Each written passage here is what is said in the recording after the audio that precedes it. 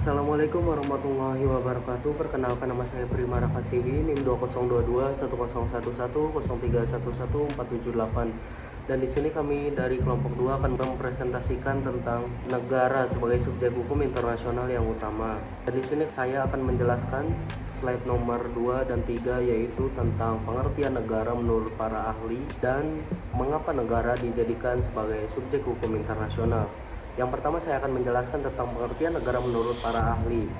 Menurut Harold Jelaski, pengertian negara menurut pandangan beliau, negara ialah suatu masyarakat yang diintegrasikan karena mempunyai wewenang yang bersifat memaksa dan yang secara sah lebih agung daripada individu atau kelompok yang merupakan bagian masyarakat itu sendiri.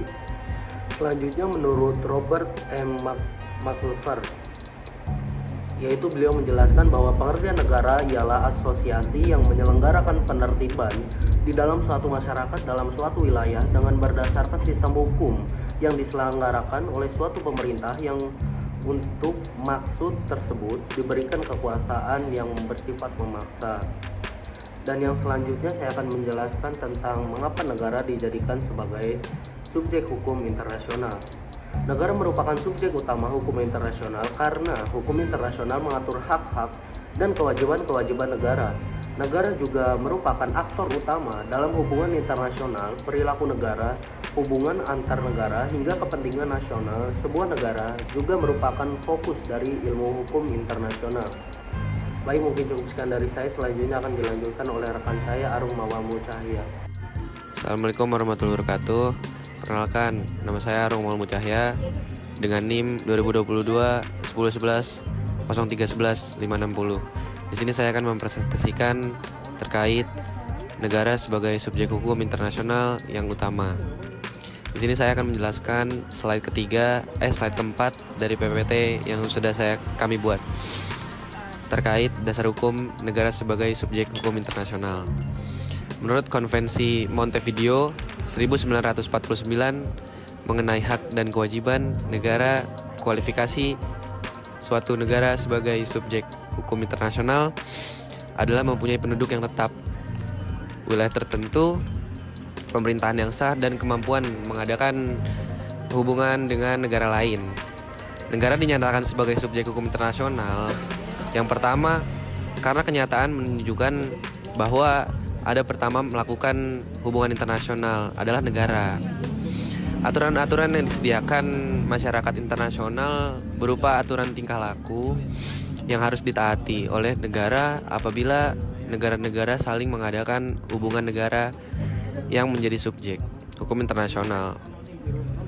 Adalah negara yang merdeka, berdaulat, dan tidak merupakan bagian dari suatu negara. Artinya, mempunyai pemerintahan sendiri secara penuh dan kekuasaan penuh terhadap warga negara dalam lingkungan kewenangan negara itu. Lalu langsung lanjut kita ke slide selanjutnya yang membahas tentang negara sebagai subjek hukum internasional yang utama. Kenapa sih negara ini dapat dikatakan sebagai subjek hukum internasional yang paling utama?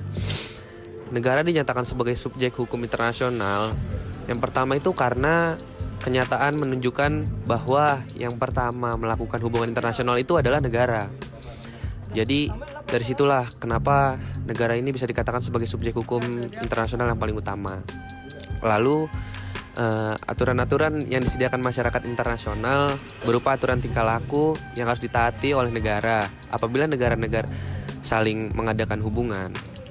Itu negara merupakan subjek utama hukum internasional karena hukum internasional itu mengatur hak-hak dan kewajiban negara-negara, juga merupakan aktor utama dalam hubungan internasional, perilaku negara, hubungan antar negara, hingga kepentingan nasional sebuah negara juga merupakan fokus dari ilmu ini gitu.